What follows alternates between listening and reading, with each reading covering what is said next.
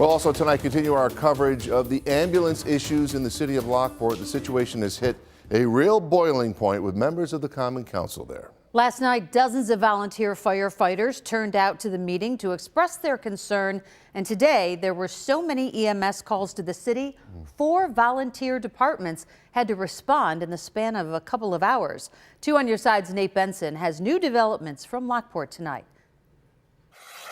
Good evening, Scott and Mary Alice. We're just learning in the last few hours that there will be an emergency meeting of the Lockport Common Council on Monday at 6 o'clock, and they will be voting on 2 resolutions addressing the ambulance issues in the city.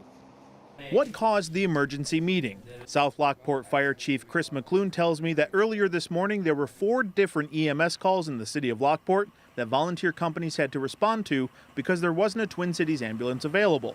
At one point, the town of Lockport, Royalton, Newfane, and Cambria were responding to the city, leaving their own districts vulnerable. This prompted Common Council President Paul Beekman to call the emergency meeting of the council this coming Monday. This cannot continue to happen. Someone will lose their life. And at whose cost?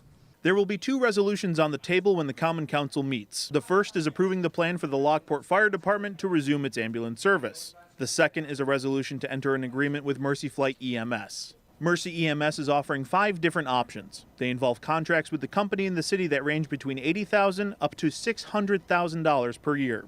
Chief McClune telling 2 on Your Side that the volunteer companies are not equipped to be on standby 24/7 when the city needs them. For one thing, response times are a big concern. It takes 10 to 20 minutes for a volunteer company to respond to a call in the city of Lockport. There was one situation that a police car transported a patient to the hospital because an ambulance was taking too long to respond and the patient's condition was requiring an immediate transport to the hospital. A representative from Twin City Ambulance was asked by the council what the impact would be if the city resumed service. Tremendous.